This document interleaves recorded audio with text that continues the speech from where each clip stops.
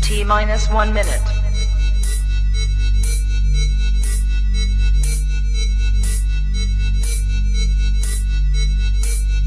T-minus 50 seconds.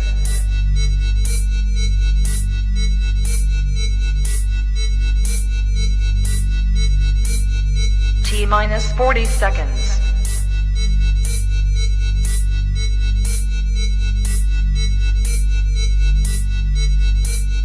T-minus 30 seconds.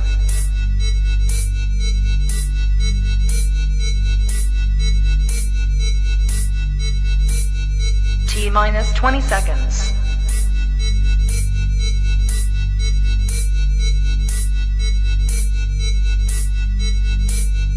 Ten, 9, 8, 7, 6, 5, 4, 3, 2, 1. 0.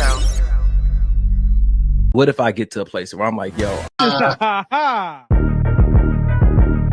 say, yeah, buddy, rolling like a big shot. Got cleaned up and I only serve a big guy. Fresh start time, fresh new mind. Free on the inside, free on the outside. Why you worry when you know that he gon' make a way? I done seen him make a blessing like 100 ways. Everybody got a time, a dog gon' have a day. Only running to the Lord, I never run away. Curving him, demons try to get me, but I'm swerving him. Circle him, target in my flesh, I had to murder him. Satan only come to see your joy just like a burglar. Smirking him, I know he got it covered like a pergola. Yeah, buddy, rolling like a big shot. Got cleaned up and I only serve a big guy. back up in you like that. Back up in you like that. Hold on. Matter of fact, let me take this guy off. Ladies and gentlemen, I want to introduce you. I want to introduce you for the first time. Never seen before on this podcast. The married man himself. Death to the old Michael. Yeah, just come on with okay. I'm just gonna let you introduce yourself. There we go. With the ring. It's the married man himself. Yeah. It's the Michael D. Daniel. What up, man? Welcome back, new man. Yeah. Good to be back. Good to be back. Listen, I'm gonna ask what everybody else wants to know, man. How you feeling, bro? How does it feel? How does it feel, bro? So, a lot of times you hear like, oh, that first week, or you still in marital bliss from the wedding, and you still, but for me, I'm a firm believer in that feeling doesn't have to subside. You know what I mean? It's all about how you approach your relationship. If you look at your relationship or your marriage each morning or each day as it's new and it's refreshed, and how can I spice things up, or you know what I mean? Then have that feeling. Like that's up to you and your partner. It don't have to die just because a little bit of time has, passed. But I feel good, man. I feel good, man. My takeaway is that you just feeling spicy. It's pretty much what I took away from that whole dialogue. Okay, for sure. It's feeling spicy. Yep. Listen, man, I'm here for it, bro. I'm excited to have you back on the show. Donovan held it down last week, man. We had some fun. The people missed you as well. So let's just get into it, bro. Let's do what we do. Mike may have changed, but ain't nothing changed over here at the podcast. So we're going to start off with our highlights from the week, and then we're going to get into our video. So go ahead and tag your best friend, grab your favorite snack, share this live on whatever platform you're watching on. We about to get into it. Mike, what was the best part of your week, bro? I was off a day or so after the wedding, and me and Janae just spending a lot of like quality time together. I feel like our we've been doing a lot of reflecting back to the day, and it's just the memories are so fond, and we came to the conclusion that like we've been having people hitting us up, like even my dad hitting us up like, hey, it was something about your wedding that, you know, sparked this in me and it made me start thinking about relationships when I didn't want to have a relationship, or made me start thinking about having kids and I didn't want to have kids, and you know what I mean? And we came to the conclusion to is what people saw or what people were privy to that day was just two people that genuinely just want to be with each other. That's it. Like genuinely nothing, no strings attached, not if she gets this job or if she gets this car, not based on potential, not based on what we promised each other we would do, just legit, just I want to be with you and you want to be with me, but like real bad. Like real bad. You know what I'm saying? I can respect that. I can respect that. So like when we wore the matching outfits and like when we went to go get tattoos on Monday, the guy was like, man, it was a couple that was walking by us and he was like, man, she got you to wear that? It's like, she didn't, I wanted to. Like, I'm excited about being married. Like, I'm not hiding it. I'm not, like, we've been posting a bunch of videos. Like, this, I wish everybody could have this feeling in their marriage. Like, legit. Like, the friendship, the comedy. And what's crazy is we've been together for almost 5 years and nothing, I can't pinpoint anything that's actually changed about our relationship, but like I told Janae, like our shit is solidified now. Like our shit is, like you said, it's written. Like ain't no erasing it. It's like etched. Ain't no erasers for it. Nothing. Like this is it, man. And to have that feeling and to have that sense of security is it's a good feeling, and it makes you want to protect it. You know what I'm saying? So.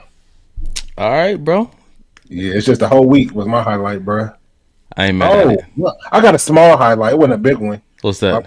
My brother came over to the house and ate. How many tacos did he eat? 15 tacos. I took 4 with me. I ate 11 at the house. I did not eat 15 at the house this time. I ate 11. I took 4 with me. He did. I put a little space between the two. Yeah, this is our podcast. I'm gonna kind of drift a little bit, but you know, because Donnie has been dropping little hints like it's gonna be different. Me and his relationship is gonna be different. But I feel like if you have a partner that doesn't require you to like, because Janae knows you and she knows you're good people. So if anything, she wants to keep you around. You know what I mean? She wants to keep you in the circle, if you will.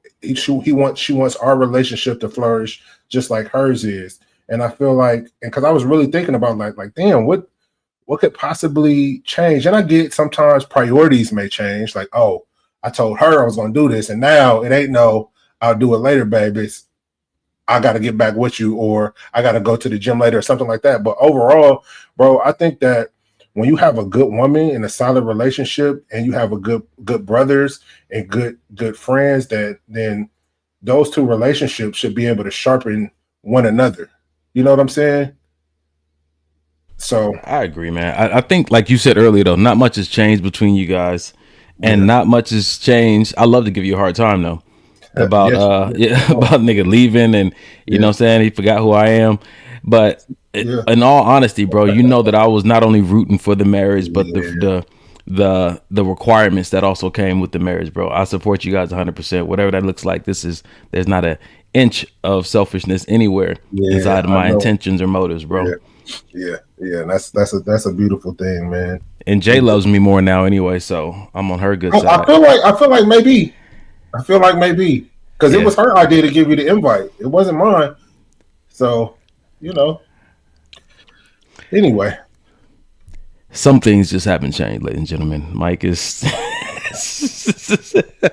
let me tell you still the same old jerk. What? So I went to Carson's mom had her 60th birthday today. Yeah. And so she was going around the room and she was like, how did you meet, or what's a fond memory? She said she started with me first. I'm gonna start with my son Mike. When I first met Mike, I didn't like his ass. I thought he was an asshole. I was like, oh, it was news to me because I had no idea. You know what I mean? But it's one of those things where to know me is to love me, and if you don't know me, You're bad. I don't know. Is it? Is it? Yeah. You know it is. Come on, bro. Come on. All right. Listen, and I'm also naive. So there's that. To know me is to have to deal with me. Yeah. All right, bro. What was the best part of my week? So y'all know I've been praying for God to expand my social capacity, right? Mm-hmm. And so I had 2 events. I had an event Friday evening and an event Saturday evening, but they were both places to come to talk, right? So I told you guys before on this podcast that I belong to this group, and it's called the Humanizers. Small group, invite only, where we come and discuss things like philosophers used to do back in the day. We have our topic, people from different walks of life, different races, different religious beliefs. Mm-hmm. And the topic this Friday was death. Such a deep and valuable, enriching conversation. So many new perspectives. I took so many good notes, but it's just, when we talk about wanting to evolve and transform, right? Yeah. Transform and evolve in who we are. I think a lot of that happens in community where healthy conversations happen, right? In places where you can have conversations where no one's trying to convince you to think how they think, but they're just sharing their perspective based on their past. And so it's almost like you gain the value, or you gain some value from their lived experiences that you never lived, but you were able to hear a testimony based on what they lived, and you're able to pull from that. And it was just very valuable to take back to my quiet time, take back to prayer, and get some enlightenment from God, man. I love that conversation. Was so rich, bro. And then Saturday, this men's group that I've been a part of for a year, we had our annual celebration. It was our first year. We did an enchilada party.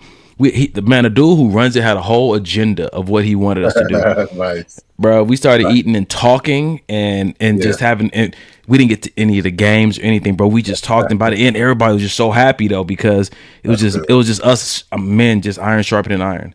That's good. You know what I'm saying to you? So I'm just grateful for the communities God has put me in, and I know it's not just to expand my capacity. I know it's preparation. Mm-hmm. You know what I'm saying to you? So it's preparation for new levels of purpose and calling that might be coming up. So yeah, man. That's dope. But notice that he did not mention the tacos one time on the highlight of his week. I'm trying. See, listen, let me tell you one thing. Yeah, he had the one that you. Yes. This nigga's a snitch.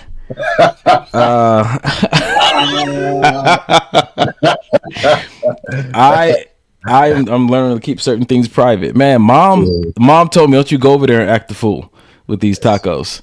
And mom, if you listening, he did not listen to you. Y'all bullied me. What did I get on my first plate? I got 5, and I said I'm good. And then you and Jay just tag team back and forth, nigga. All right. Jay put me on a major guilt trip. I made all these tacos for you. Don't let them go to waste. I was like, why? Yeah. It only took one time for her to say that. Nah, it was a few times. I went back 3 times. Yeah. Okay. All right, man. Yeah. Hey. And now I'm getting judged by text messages. See, listen, I don't need this. Listen and don't judge. Listen and we don't judge. That's funny. Golly. All right, man. We about to get into this because I'm not about to be jumped tonight. What's up, y'all? McJellin, we see you. Yes, he's eating for 2. Jesus lives in that man for sure. I had to store up for a rainy day. Sasha, it's good to see you as well. What, Jay, why she is over there in your ear and online. I will tell mom she can come next time. Jay, we still got a lot of feedback about you being on the show, so you got to let us know when you're coming back, because the people are looking for you for sure. Yeah, it was a lot. Yeah. All right. Y'all ready to get this started, man? Let's do it. All right. Let's do it. Let's see. Okay. All right. This is where we're going first tonight. I thought this was a great place to begin because I think it's dope. Check this out, Mike. Let's do it. If Google matched people up by their browsing history, it could be the greatest online dating website of all time. God. Bruh. Wow. Bruh. Yeah. Listen to that, bro. If Google matched people up by their browsing history, it could be the greatest online dating website of all time. Talk about the ultimate compatibility. Facts. It's like there's no room for representation, like who your representative. Like this is what you're interested in. Yeah. The good, the bad, and the dark. Right. I was about to say, because people be interested in stuff that maybe you or I may be considering weird, but the next man may be interested in it too. You know, and I'm wondering if Janae knew that you were interested in pit bulls eating human food on YouTube. I wonder if y'all still would have matched, because that's strange. He said yes. I told you got a forgivable height. It's because you are you're so tall. She's like, I'm bypassing everything. That's not true, man. Come on, bro. You almost watched it, so nigga, I left your house soon as you put that on. You did. Listen, I absolutely. Where is my chef? Pookie says. Listen, that's it, bro. I think that is somebody had to have thought of that. I think maybe they haven't done it yet because they know it will work too well. I think people get paid. Too many lawyers getting paid off divorces. People don't want us to be happy. So I'm wondering though, how much of a match would it be for me based on this? I think the stuff that I search, what I've been told from my friends, what I know about myself, really reveal that I'm not. And I think Mike, you may be able to speak to this. That I'm not so much as I appear to be. Like my mom calls me. She calls me her nerd in the jock's body. And anybody who knows me know that I love philosophical. I love history. I love, I'm a skeptic. Like I love those thought things. But that's not the first thing you pick up on when you see me. It's not. I mean, first looks. Oh, he must only like the gym. He must only like, because I've heard this about you when people ask about you. He must only date model types. I can get a model type.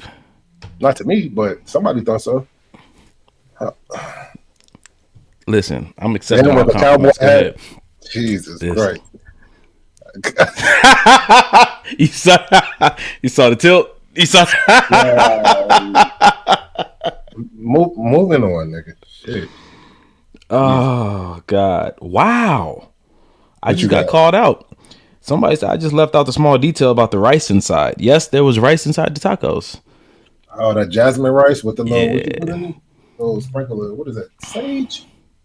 I don't think it was sage. You try to serve me these demon tacos, huh? She got you. Why you gotta sage my tacos, man? What y'all cooking with? We blessed the tacos before you got here. So what would you say, Mike? Would you say what kind of, if you had to give a style or a type of woman that you think I'd be most compatible with?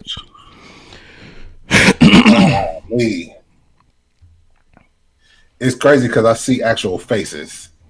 Is it like facial features, or you see actual people? Actual people, nigga. Oh God, let's not, Mike. I'm gonna tell after you answer. I'm gonna tell everybody why this is so. I'm gonna tell them now. Mike wants to be my manager. For those who've been watching this podcast, you know that as of February 15th, I'm now finally opening myself back up to date again. I wanted to make sure I did my self work. Evolved from my last relationship, not just healed. And so Mike is hell bent on seeing me married in 6 months. Listen, we don't need to wait, brother. Lee.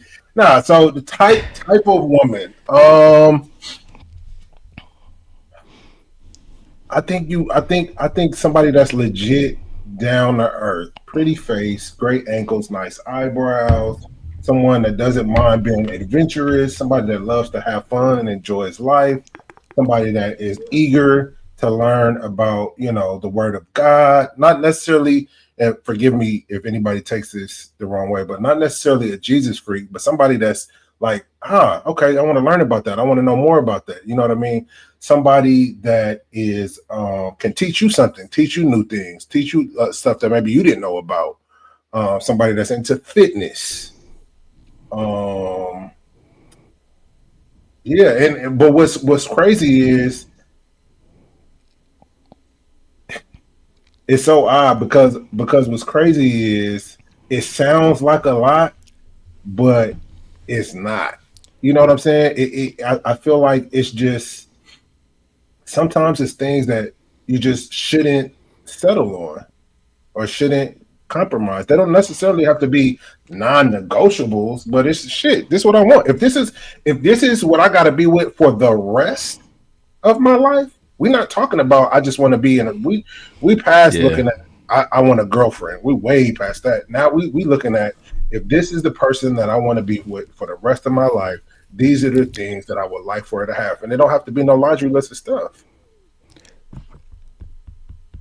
I think also Mike is considering himself because he knows him and Jay gonna have to hang out with her too. So I think. Oh, nigga, what? She has to like guns. You know, the regular stuff that you like, right? Right. Look, but Pookie said I need to meet her first. Yes, Pook. Oh, If y'all don't know who Pook is, Yeah. you need to know who Pook is. Yeah. Pook, can I say it? Can I say it online? Because she gonna probably come over and punch me. Pook is my sister brother. So she. And you know you finna get in trouble. I know. I love you, Pook. I'm sorry. All right. So I think Somebody accurate? you know what? Surprisingly, yeah. I like that. Yeah. You just be so gung ho about certain people. But I'm just like, Mike, what are you basing this on? But I also told you that we had a discussion, and I actually admitted to, you know what? Sometimes what I'm thinking is the women is just the version of them that you bring out of them that I see.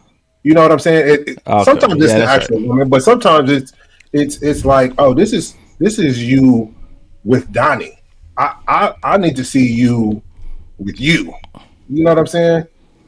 But you gave me power of attorney, so Listen.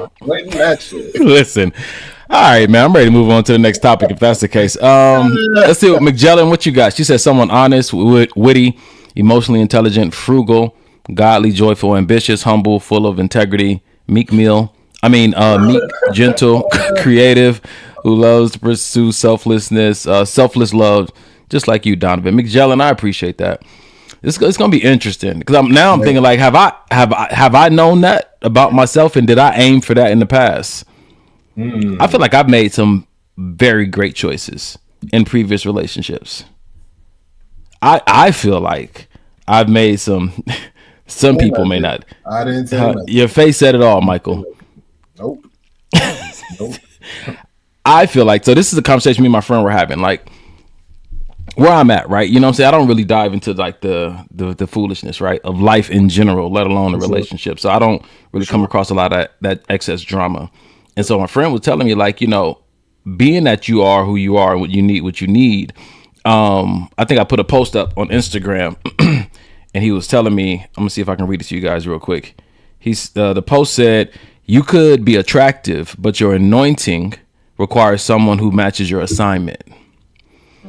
And that goes back to something I said years ago. I said, you like my anointing, but do you like my appointing? Like where God has called me to. And knowing your assignment is important when it comes to being compatible with somebody. And so he said, you're a cool dude, but you also have a call in your life. So that may look like you leaving a lot of really good women on the table. Like nothing wrong with them, but it's just not alignment with your assignment. That's a fact. Damn. That's a fact. And I feel like if we had these tools and we knew these things when we were younger, you know, we probably could have avoided a lot of heartbreak on our side and on their side, you know, because we were picking based on, you know, what we thought we wanted at that time, not according to, you know, God has called me to do X, Y, Z. Is this person really going to be able to, you know, be down with that? And I think that, you know, spending that quiet time with yourself and with God and realizing, you know, some of the major and most important things in this life for me is walking out calling and purpose. And recognizing that's the path. You have to infuse that, or it's in my best interest to infuse that into the conversation about compatibility. Because I've been in that situation before. Chemistry, attractiveness, but just going in two different directions. You're like, oh man. Like, but you're trying to force this and make this work, but it's just like somebody's going to have to give up on something that's truly important to them, like their calling. Let me ask you this. All right, here we go. Yeah, no, because this brought up something pretty interesting. So let's say God has given you a calling, right, to do X, Y, Z. Mm-hmm. But the person that you choose feels that God has given them a calling as well. But y'all calling and her calling kind of bump heads. Okay. I mean, is this before marriage? You find this out? Well, I hope so. I hope it's not, I hope we're not full blown married and find these things out. But that happens too, right? Sometimes It does. You're believing God to show you what you're supposed to be doing in this life, and it takes a little bit of time for whatever reason. You end up marrying a person, and then God reveals it to you. And sometimes you haven't found yourself, and you get married, and then you find yourself, and then your integrity says you have to commit to the commitment, honor the commitment you made, dealing with all kind of incompatibilities and everything else, but. I think when you're trying to commit your life to a greater force, a greater purpose, I think that it does have a way of helping things to blend that wouldn't normally blend. Okay, going back to your question. Yeah, what I was asking you basically is, do you feel like that's a relationship that can work, or do you feel like God will speak to one or the other and say, you gotta leave this commitment to support that other person's commitment, or do you feel like God is not a God of confusion, so He's not gonna send somebody to you if you're choosing based on the person that He's given you and He's told you to choose? Are you saying that He's not going to send me somebody that would not be on board with the calling that He's given? I want to start with a very humble statement. I may not fully understand my calling. I may not fully know. So I don't want to be quick to jump to conclusions thinking that this is incompatible. That's definitely stuff you got. I believe I would take to God in prayer and say, okay, what am I looking at here? Yeah. You know what I'm saying to you? Because I don't see things fully. The Bible says it. You know what I'm saying? I see things partially. You know what I'm saying to you? And I'm also under the understanding that you can make anything work. You know what I'm saying to you? There might be some nuances and some amenities you may not be able to enjoy, you know what I'm saying, right. Not being with somebody else, but I think that you can make it work. Make it work in an enjoyable way. And I know that's a tough statement. Okay, no, I'm glad you said that. I mean, but it's like when you integrity says, man, if you committed to something, if you committed to the commitment, then integrity says, bro, you can't put your pleasure at the top of the priority list. You can't. That can't be your true north. It cannot be. And what's crazy is culture today says, put yourself first and basically only think about yourself. And in some situations, I get it. Some situations you do need to put yourself first. But when we're talking about a marriage, like I can't always put myself, for the most part, I can't put myself first. I have to put my family first, put my wife first, and put my son first. Yeah. Not in a way where I'm feeling depleted, not in a way where I'm feeling a sense of lack, but just the fact of, hey, I know Janae is gonna need XYZ. I'm tired. I don't feel like going to the store, but I know she's gonna need it. Let me go to the store. You know what I mean? Just stuff like that. And I think it's beautiful when you find yourself in a situation where you are willing to deplete yourself, but because of how your partner pours into you, you never meet depletion. Yeah. But you're willing to leave it all out there. Yeah. Because you got a partner that's leaving it all out there too, and so it's almost like as you're in love and doing life with someone who is emptying themselves as you empty yourself for the bigger picture. Yep, and that right there is the important part. Like, are you and your partner on the same page as to what the bigger picture is? Her bigger picture is, I just want kids and a house and a minivan, and that's it. Your bigger picture may be, I want to create a whole empire. And you know what I'm saying it to you, and I think that when you come across that, like I have in the past, there's no need to demonize or villainize somebody because they're in a disagreement. They don't want the same things you want in life. Oh, this no good bum nigga is like, no, it's just that we just wanted different things. Like, man, I remember my last relationship, bro. I'm a planner, right, and a strategist, and I wrote down. We had great conversation about the order of things. What is most important? I was like, man, family come before church. Family come, like this is my understanding. This is what I want to create for my wife, you know what I'm saying, and then for our children. And this is where everybody else falls. And you know what I'm saying, we had great conversations about that. And in that, we started to discover that the life she wanted to see herself living didn't really complement the life that I wanted to create, but there was wiggle room. There was wiggle room. It wasn't a rigid, like, this is what I want. There was still wiggle room that I could occupy within the wiggle room that wouldn't cause me to compromise core values. Nice. Yeah. You know what I'm saying to you? So Yes, I do. Yes, I do. And that, to me, that I think Magellan said it in an earlier post that she made is when you'll know when it's the right person when everything is at peace. You don't feel overly anxious, or you don't feel, you know what I mean, second guessing every little thing. yeah. Like that peaceful state of mind. Like I told, like me and Janae were talking about it. Everybody that day on the Saturday we got married was, are you nervous? Are you nervous? You got what? And it was like she told me, because we didn't talk to each other yet, but she had told me like I wasn't nervous like at all, and neither was I. I remember you told me what you felt like. Right. Yeah. And that was the feeling. And to me, that's how you know when God is behind stuff, because he's the author of peace. You know what I mean? So if it was something I wasn't supposed to be doing, maybe that's why a lot of people are getting cold feet and getting nervous, and they at the altar asking themselves, I don't know if I should do this. If you at the altar asking yourself these questions. Yeah, man. So I read this post online. It said that if being with you is as relaxing as being alone, you got me. That's good. I really enjoyed that, because it just reminds you of how we had these conversations about peace. You know what I'm saying? And I know that I've created a specific life for myself, right? I've created a certain amount of peace that I thoroughly enjoy. And that means I don't need anybody to come and create that. For me, what I'm really looking for is somebody who wants to and has the capacity to come and enjoy that with me. Yeah.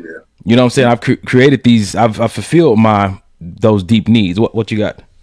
I was about to say, you know how I knew before you just made that statement, how I knew like, oh, this cat is different. Like he takes his peace and his sanctuary very serious.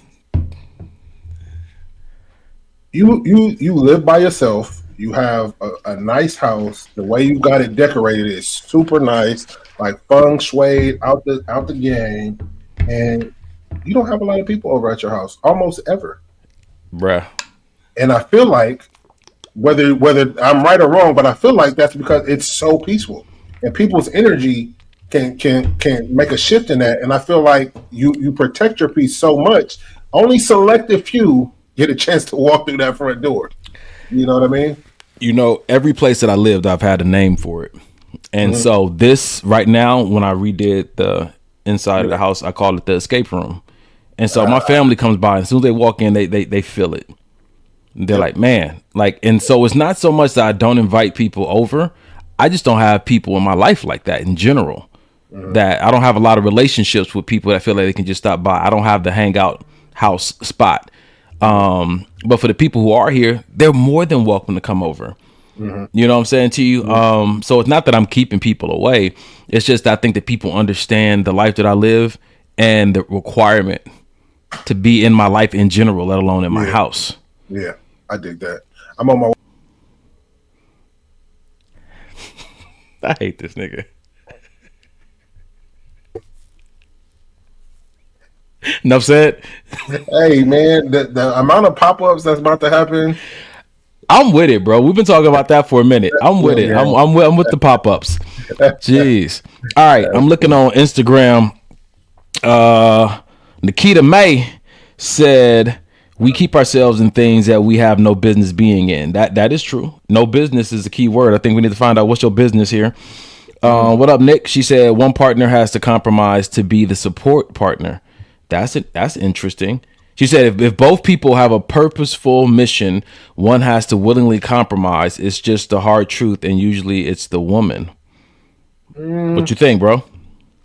For me and my relationship, I would have to disagree. I feel like the compromise should and does in our relationship come from both parties. So we have a thing where if I compromise and you're compromising, on top of if I'm a giver and you're a giver, on top of if I'm lifting you up, you're lifting me up, who's lacking? Nobody's allowed. We're both giving to each other as much as we possibly can. You know what I hear? Yeah. Go ahead. I was just gonna say, it's very little room for anybody to feel like, oh man, I gotta sacrifice this again, man. I really wish I could It's no room for that because she's constantly pouring into me. I'm constantly pouring into her. When I wanted to go back to school, she was all for it. When she went to school to get her, what is it called? The little thing you got? Yeah, her mediation license. I was all for it. I'm not going to be able to cook tonight because I got to study. Cool, no problem. Like, I got you. When she said that, what I read from that, and Nick, correct me if I'm wrong. What I read when I read into it, it reminds me of how man usually carries the vision, right? Has a vision from God, and woman sometimes identifies as a helpmate, and so she could have had a vision for her life, but she comes alongside to be a helpmate for this man in matrimony, husband and wife. And I can see how there may be a strong tendency for women to have to compromise more because she didn't necessarily have the vision that the man had, but she had the tools to bring it to life. I can see that. If that's what you're talking about, Nick, let me know if I'm missing it.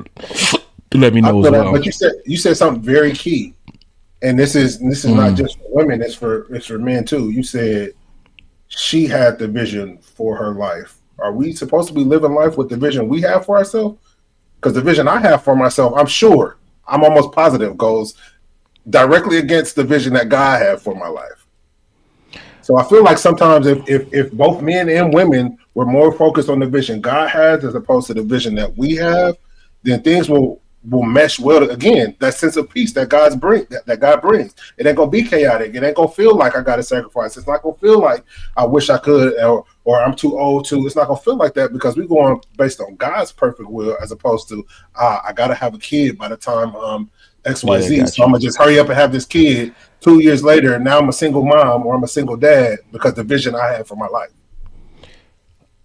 I got you. I'm just wondering, and I believe that everybody has their own way of verifying if the vision that they presently have in their mind is from God or if it's self-fabricated. You know, I just wonder how people verify that. I'm wondering right now, how do I verify that this is really God telling me, or if I just simply made this up and it's more trauma informed, trauma created than it is anything else. So check it out. Nick said, I'm talking about assignments. Think of Barack and Michelle. You know what I'm saying to you, him being a president. And the role that she plays, I'm not sure too much about their story, but I can see it there. She said Tabitha Brown and her husband, he stepped down to allow her dream to flourish, but she's pushing him up. So I can see, you know what I'm saying, where love may make you say like, man, if this is important to you, baby, then let's customize our life to bring this to pass. I get it. I can also see why some relationships I've heard of fail because you have two people who are in competition with each other, not willing. Bruh. But you see that, I'm pretty sure you can see that in the dating arena, right? You can see that up front. And I think that oftentimes people mistakenly call that, oh, that's a power couple. Sometimes it's not. Sometimes that's just a competition brewing. Waiting for disaster. Yeah, who's going to be the helpmate first or at all? I like that. All right. Well, speaking about this priority list of what Mike said, you know what I'm saying, his order. Mike, I need you to answer this question for me. Oh, scenario. You're married with a child. Yes. You and your husband and your child go out on your sailboat. Okay. The sailboat gets shut. It's sinking. Yeah. Who are you going to save? The child or your husband? Look, I would choose my child's father because we can make more children. This is an impossible choice. You also have to understand that my hierarchy in my life. I agree. God, my man, husband, my children, everything else. And also, I just want to emphasize spouse. Your baby and your man is in the water. Yeah. Your baby look like a baby. Your man look like a grown man. I'm saving my baby. Like, I love my wife, but like I just feel like my What if she's incapacitated? What if she's knocked out? I feel like she would be mad at me if I saved her. She would, but she would get over it because now you a single daddy. As a man, I can't even like go back and be like, oh yeah, I saved my wife, I let the baby die. Who am I gonna go tell that story to? Everybody. Like, that sounds crazy. Let me tell you this. This is why having an integrity point and barometer with self is so important. Because if somebody said to me, you let your kids die and you saved your husband, absolutely. Now, it's not to say that I wouldn't grieve, that I wouldn't be sad. I'd probably ask myself, did I make the right choice? Oh my God, are we ever going to have children again? You know, I'm getting up there in age. Having kids is hard. All of these things are real things, but I'm telling you right now, I don't care what anybody has to say about any decision that I made because I did it and I meant it. Reverse situation. Your husband, yes, you love so much, yes, on that boat, and you and the baby. Yeah, in the water. Yeah. What do you want him to do? I would want him to save the child, but I would understand why he chose me. You would be happy with him after he chose you, not the child? This is such a challenging choice. But ultimately, my husband, I so recklessly trust my husband that in that moment, that's what made sense to him. You can't. And I might be mad. Yeah. I'm already geriatric. We might never be able to have kids again. And the grieving would be crazy for sure. But if he chose me over our children, there's a reason why. God's not done with me yet. People love the word until it's inconvenient, until there's judgment and bias around it. But when you think biblically, husband and wife should submit unto each other. You come first. You are the home front. You are the union. After God comes my husband. If I got to choose between my parents, whom I love, my mom is my very best friend, and my husband, I'm choosing my husband. And this is the problem. People are confusing marriage with being husband and wife. Those are two very different things. Say that one more time. Husband or wife means I am committed to this. I am submitted to the mission. I got you no matter what, under the eyes of God, through sickness and health, through all of the things that may come. That is my husband. Not I got married. Most people are just married, but they'll never experience what it means to be husband or wife. They're weak and they quit and they give up and they say, oh, well, it's just easier if I get divorced. So for me, when I have not a husband, but I have my husband, my God-sent husband, the husband that I have been waiting and praying for. When that is my guy and I make a commitment under God, he's first. I no longer belong to my father. I belong to my husband. I feel like if y'all could see the background, Michael's having a whole amen moment over there. What you think, bro? Who you choosing first before we even get into the you married but you ain't got no spouse situation? Who you saving?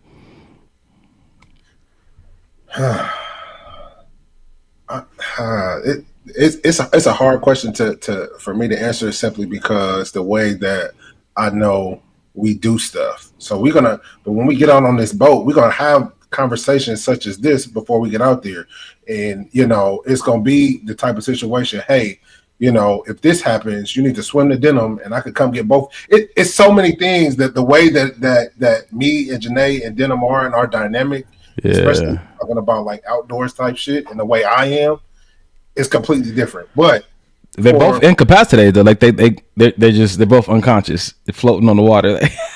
I hate to put this scenario out there. Let me say this though. Let me let everybody know this is Alonzo's fault. Alonzo, he sent me this video and told me to put it on the show. Now he on here looking. He said I'm here with his cup of tea. This is a good combo though. So biblically speaking, I'm gonna choose my wife. Practically speaking, I'm gonna try to save both of them. If I gotta die along with both of them, then we all did. Bruh, Danielle just said the same thing. She said, I'm gonna die trying to save them both. Yeah, I'm sorry. We all gonna die. Ain't nobody gonna be here to grief. Let's all go together. Yeah, we out. Yeah. We out. Yeah, man. Yeah.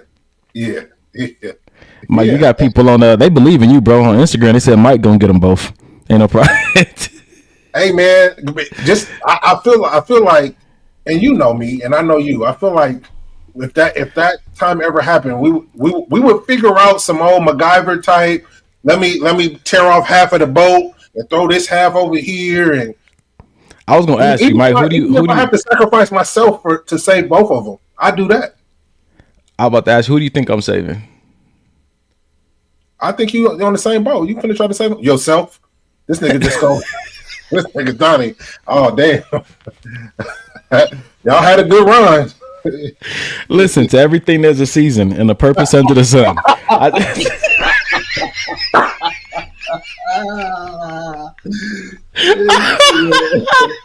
When you get back to shore, what happened to your listen, God called him home.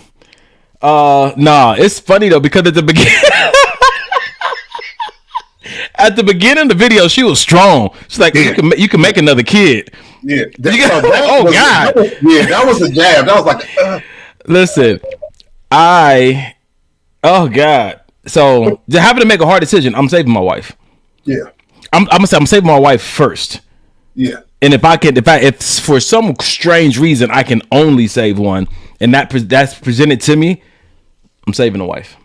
You know what it would be? The Coast Guard would pull up, and he would see the wife and the baby floating on top of something, and it's like, oh man, and they pull the wife off, they pull the baby off, and it's me floating dead as a doorknob.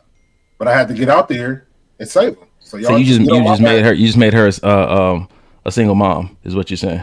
I saved their life. Yeah, basically. What makes you think she want to live without you?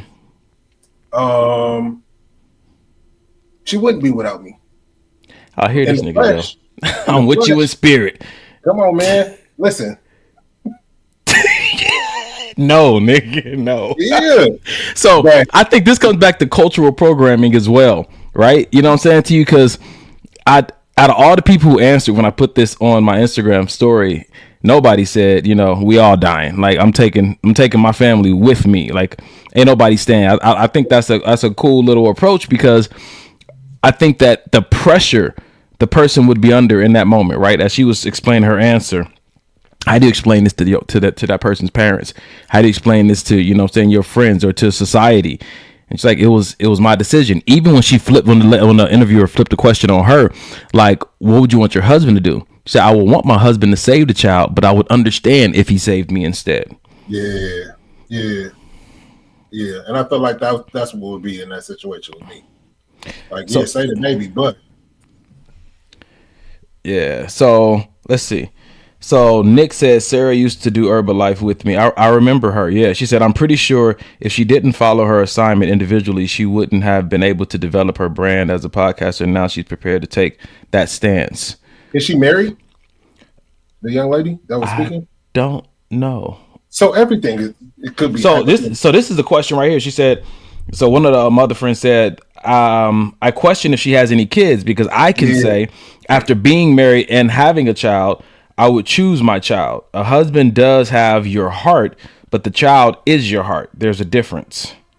I would want my child saved. I've lived my life, and my child being my life save her. Yeah. Again, I don't feel like any answer is necessarily wrong. I feel like, and I don't know any of these people. I don't know the lady that did that was on the podcast or the show or whatnot. Well, she said that. Nick said she's not married, doesn't have any kids. It's got so it's just like me. Oh, if I become a millionaire, I'm gonna do, and I would never do this if I was. Yeah, until you become a millionaire. They have this thing called the heat of the moment, right? And it was a conversation that came up after 9/11, and a lot of scrutiny came up around the people on the plane about why they didn't do something to stop it. And so a lot of people were saying, man, if that had been me, ain't no way they would have took over that plane. I would have done X, Y, and Z. And so then some of the, you know, fire department and some of the people, first responders, came on and said, you guys don't understand the heat of the moment. Everything you think you would do until you feel that heat of that moment, then that reveals who you really are. Not in your imagination, not in your dream life, but the heat does have a way of changing or revealing. I agree, unless you have training. So unless you've been in a situation before, or unless you have training for certain situations, then you will be better prepared to handle those situations. But if we, like you said, if we out here just talking about just what you would have, random civilians, maybe, yeah, like maybe not, maybe not. What we got in the chat?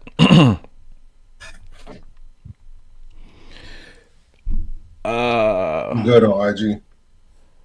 Love Lessa said, I thought when you married, it's God first, husband, wife, kids, and others. You know, it's interesting though, because when you do get married, you are making these commitments, and then do those things does that commitment still survive in the heat of the moment? Like forsaking all others, is that a vow that some people take in full consideration of children? Or are they including that in there somehow? Mine did. God did. Man, let me tell y'all, bro. Janae almost took everybody out at the wedding. This woman, she surprised everybody. Nobody knew. I think her and the priest, only ones that knew. They had a surprise before her and Mike did their vows. Janae did vows to denim. Bruh, it wasn't a dry face on that doggone. Golly. It was almost like I was having an outer body experience, like watching, like just in like awe of someone that could take on these types of responsibilities that she named in her vows. She not related to Denham. Denham don't share her blood. She came into Denham's life after he was well enough to know that you ain't my mama. Mm-hmm. Like to know and to still know that if anything were to ever happen to me, I know I don't have to worry about Denham having a parent still left here, which will be her. Nigga, what? We couldn't have gotten married fast enough after that. What? Nigga. Yeah, bro. That was It's wild. The fabric of that woman is incredible. And the fabric of them tacos she makes is a match. So one of my friends says, I wonder what God would say to this question. Who would God say to save? Your wife. Yeah. Your wife. Because she actually, see, the young lady in the video actually made a great point. You can have another kid, but if God gave you this gift as a wife, and he picked this woman out for you to have, here's your gift, son, from me to you, and then you choose, like, not saying the child is not a gift, but this is the child is a gift that you and your wife, or you and your husband made. God's gift is your wife. I'm thinking, which one was the hardest one to get? Because maybe that's the answer. Who was the easiest to replace? I gotta. You see me out there? We can go create another one of those after we leave the hospital. I'm in the middle of the water with a pen and a pad. Like, all right, let me see. Check it out. I've been waiting for 20 years for this woman. This first time I stuck it in her, we got pregnant. So I don't know. Pros and cons on each side.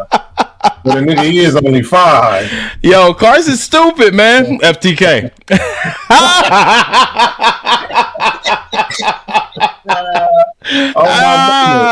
Oh my listen, some of y'all was looking for an excuse to start over anyway. It's a hard life out there, man. It's a hard life, kids. Hey. These kids, listen. Hey. You better be sure you want them before you have them. Oh my goodness, man. So let me say this though. When I did put the video up on my story, the votes came back 50 to 50%.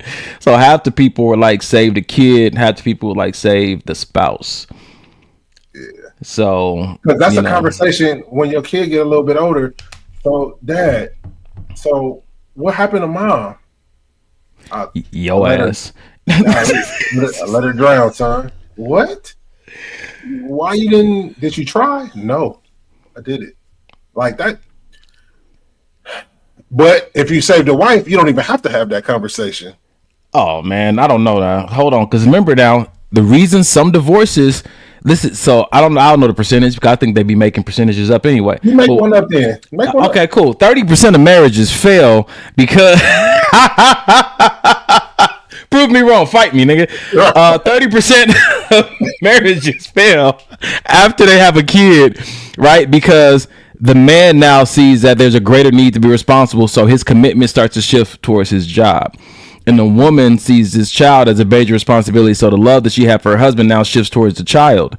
And so, I've heard this said before in plenty of the books that I've read about marriage that after you have a child, you have to make sure that you and your partner lock in again because this new entity. I like that.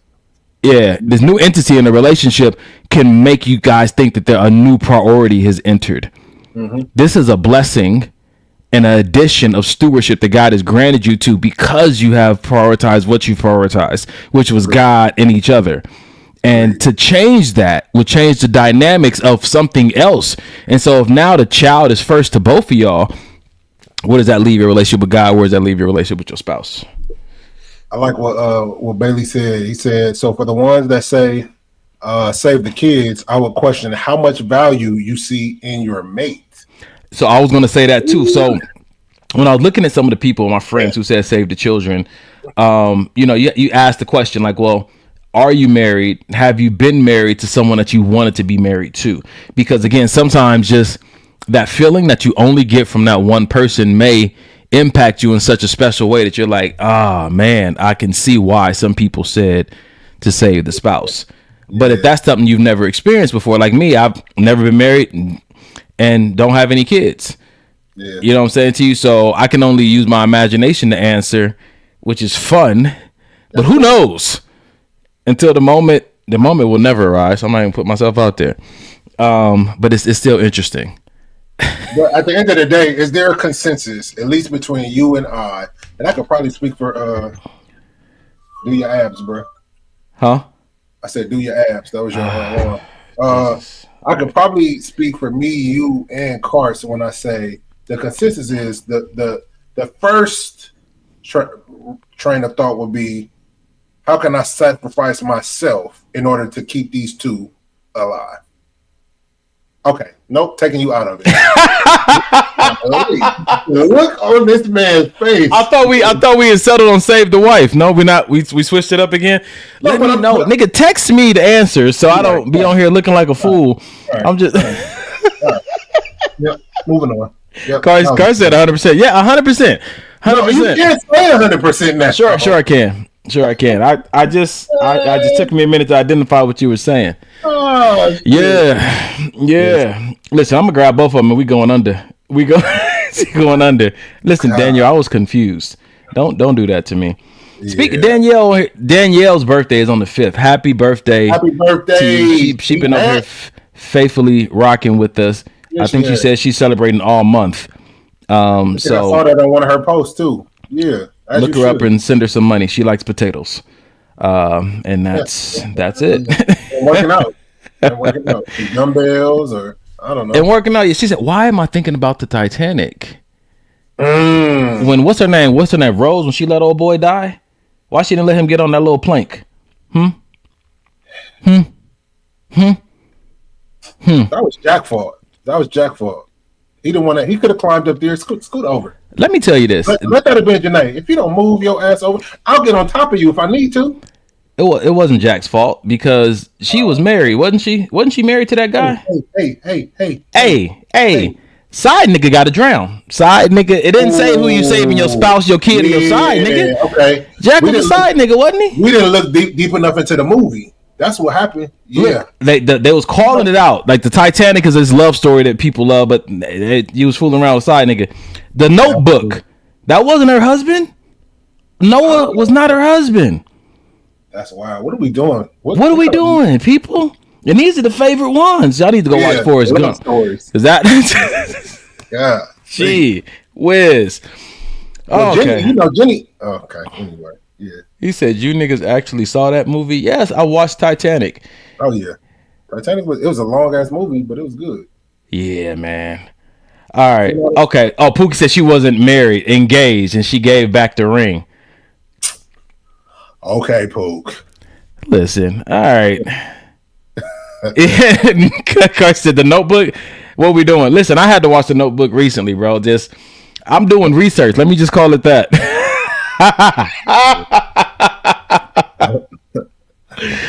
All right, listen, I'm moving on to the next one.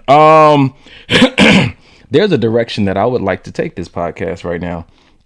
Check your IG, see if you got any other questions, because this is a video that I put on the preview, and one of my friends was like, yeah, this is going to be a good conversation. Before I do that, Lonzo, thank you for sending me that video, man. That was good. Before we move on, did you want to talk about the fact that some people married but don't have a husband or a wife? Or are we good? No, but I like that she said it. When she initially said it, I was like, what? But then when she explained what she was saying, I was like, oh, that's good.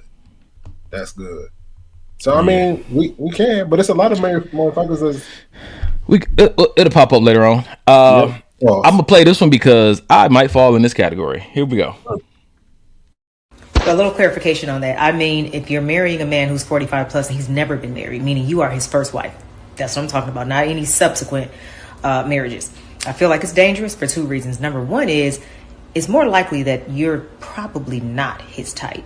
This man has had his type. Over them 45 years he's been alive, he's had his type. He's had girls he really loved. He's had girls he's really been compatible with. But he skipped over them because he wasn't ready.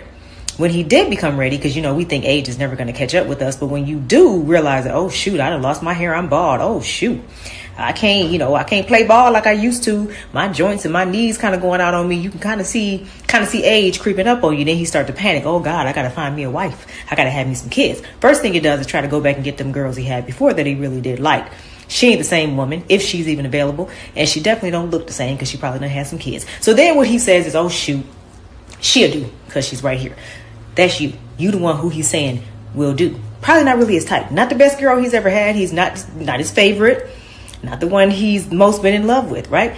Second reason is this man is obviously averse to marriage. He's been fighting like hell to not be tied down, so it's a bigger risk. Marriage is always a risk. But if a man is 45 and he has never been married and you are his first wife, I don't know about that one, baby. Good luck. So here we go, Mike. I'm about to be 45 and never been married, man. Talk to me. Give me some straight talk. Nah, I feel like a lot of what she's doing is making assumptions. Like, like if he's 45, then he's been dodging and ducking commitment and dodging and ducking being married. That's not necessarily true. Maybe he just haven't found the right person, or maybe he thought he found the right person and turns out it wasn't. I feel like just because a man at, what did she say, 45 and up has not been married yet, that could say the exact opposite. That could say that he's really waiting for the one that he feels that God has for him.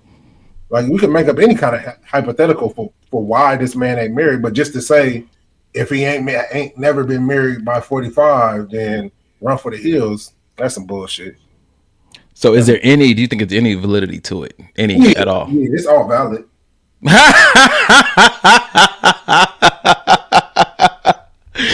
Oh, shoot. I was looking at this video like, interesting. Jay said she is clearly speaking about certain men and not all, because this is definitely not Donnie. I excluded myself when she said they were losing her hair. I was like, okay, so that clearly mine just keep growing in strange places. I got hair. I got curls on my ear. Okay. On my ear. Listen, hold on, bro. Listen. Okay. Hey. Okay. All right. Let's move on. So, I think that when I look at someone who's never been married before, right? And I think that when I was younger, what I wanted and kind of like what the list was looks different once you're in your 40s, because so much life has people have lived so much life. Yeah. People don't know. Like, my ex-girlfriend was my age and a virgin, right? And so there's some anomalies out there in unicorns, but at the same time, have you made accommodations in your heart and in your requirements or in your standards in consideration of how old you are, how old you want your person to be, and how much life experience you want them to have, and what that could look like moving into a relationship? Like, there could be a divorce or two, there could be a child or two.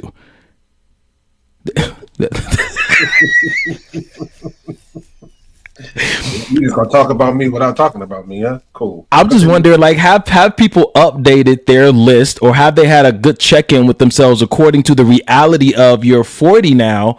Yeah. But you really want someone fresh out of high school. Wow, that's terrible.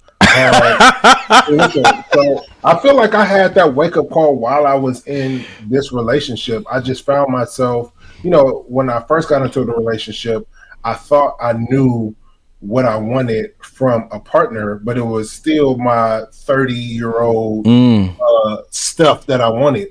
But I felt like the older I got, now being 43, the older I got, it's like some of that stuff just starts to fall off and change. And some of that stuff, because she came in the way she came in, just completely changed my, you know what, I don't want that anymore. I want what she got. I thought I wanted that, but what she got is better. You know what I mean? Yeah. So I feel like what you said, you kind of hit the nail on the head. Like, sometimes men in their 30s, they think they want one thing, and then they get in their 40s, it's like, oh, I want something else. So now I'm not as quick to go out there and choose based on, when I was 30, it may have been like, okay, I choose you. That didn't work. Damn. Okay, now I choose you. Okay, that didn't work. Damn.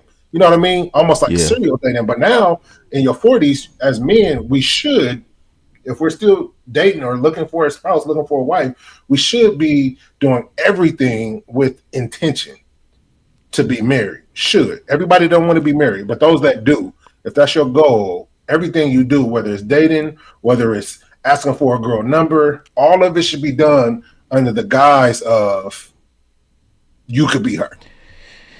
Yeah. Not because she got a fat ass, not because she got big titties, like, not because she got a good credit score or her daddy owns this Fortune 500 company. And none of those are bad things, by the way. No. Bad? No. No. But I'm just saying that can't be the reason why. I like what Nick said. She said you got to remember that people had lives before you met them. Some people are.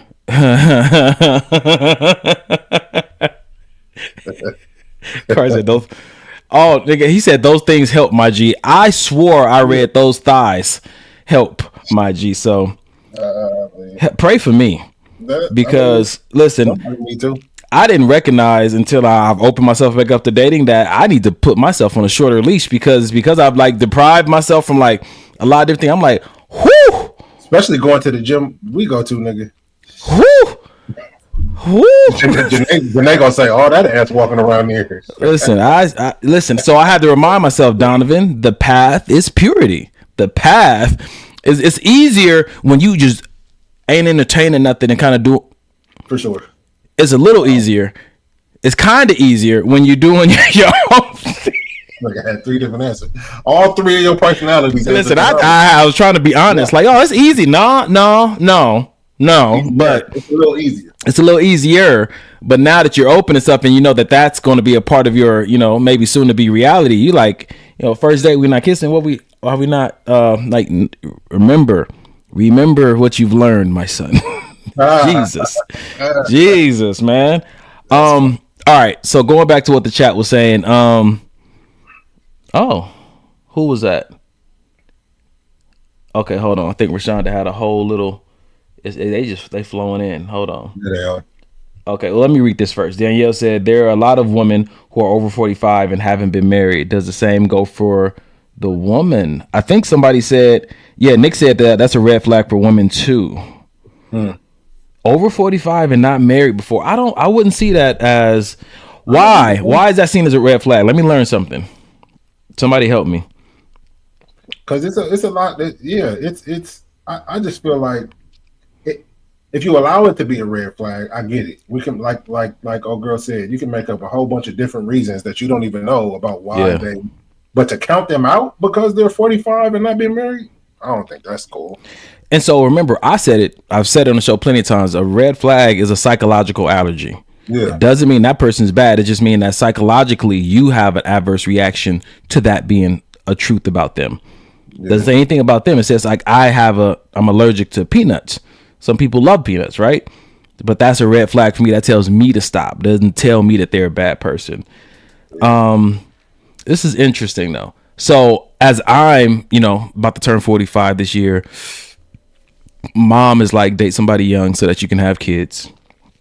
I'm also recognizing that women my age want to and can have kids. I'm also recognized a while ago that women my age, if they already have kids, they don't want to start over necessarily and do that whole thing all over again. Some of them already had their mommy makeover. You know what I'm saying? Some of them finally got the body that they wanted. And here I come, Mr. Let me drop 3 in you. You know what I'm saying to you? And it's like, at this age, listen, trying to, make twins or triplets. Like we can, but that might not be the vision for their life. And these are conversations that, you want to have. And here we go again, back to the beginning of the podcast. You can end up having to walk away for some really good women, really good men, simply because y'all don't really want to go to the same place, but you don't have to demonize them or villainize them because y'all don't want the same thing. They can be a good man that just wasn't a good fit for you. Yeah. Or a good woman that just wasn't a good fit for me. That's good. Yeah, man. Nick said that's what they say. I'm 46 and I don't subscribe to that for myself a bit. Then again, I'm not sure I'm not sure I care to marry. To thy own self be true. You got to know and have these internal conversations. I struggled with that for a minute. I was like, nah, I guess it's just not for me. You know what I'm saying to you? And thinking like that is what took me off my my abstinence course. I was like, well, if I ain't getting married, I might as well just, you know what I'm saying? And then that didn't feel right. Well, in the moment it felt great, but the aftermath didn't feel right. And so, okay. And so I had a conversation with a trusted friend, like, yo, do you think that marriage is really for me? And it was like 1,000%. I was like, let me get myself back on this path thing, because, you know what I'm saying? But I can relate and I can empathize with the whole, do I really want it? Is it really for me? You know what I'm saying to you? And so addressed a lot of that for me was in therapy. Yeah. Yeah, that's dope. All right. So that was one of them. So let me backtrack a little bit here. I'm gonna start with some of the bigger things first. Oh. Could have been boobs, man. Relax. You are, Mike. You're married now. Don't act like that. You're right. Jay, take him to the other room because this brother. All right, here we go. I want to have this conversation. Oh, can I do it this way? Hold on, let me see. If I go, yep, let's do this one first. All right. Why do women talk so much? One reason for that is because women connect verbally. That being said, understanding the male perspective can transform communication in relationships. As women, we're naturally more emotional and sensitive, but men's biology equips them differently with qualities like single focus, logic, drive, making them great protectors and providers. Instead of trying to change them, try a new approach when communicating. Remember, timing is everything. Don't try to talk to him when he's laser focused on something. Get to the point quickly. Save the details for your girlfriends. Your tone matters more than your words. It's not about changing him. It's about accepting our differences and finding the harmony in how we connect. Why? Where you at, Mike? Man, it sounds good. It sounded really good in the beginning, and then at the end, I was like, "Oh, wait a minute." I think that people need to focus on their partner and start thinking that because their partner is a female or a man, then that's how I treat every female or man. Like, no, I'm married to Janae, so I'm gonna learn Janae, learn her communication style, and we can both meet in the middle. I'm not going to say just because Janae is a woman that she's automatically sensitive and all of this, and she needs to cater to how. No, that's not how communication goes. It ain't just one person catering to the other person. That's why so many fucked up relationships now. And like, you ain't got one of them. Balance in your communication styles, so you guys can both understand each other, not just talk, but understand what each other are saying. Yeah. Cars believes that we should protect this woman at all costs. how you start that video with, why do women talk so much? I've said that to plenty of my friends before, and I think that it was received as a negative up front. I don't mean it as a negative, but there are certain ways that women can be, stereotypical ways they can be, just like with men. And those aren't bad things. They're just things that I like to recognize because it's reminding me where I'm going to have to hold space if I want to be in a relationship with a woman. Unless you want to be in a relationship with a man, here are the normal things, the normal behaviors that women exhibit. And can you occupy that without, becoming self-centered, without becoming a bully, without becoming irritated? Because they're all different in a certain degree, but some things are consistent throughout. And I recognized in my history, women do talk a lot. And not necessarily a bad thing, because for me, it depends on who the woman is.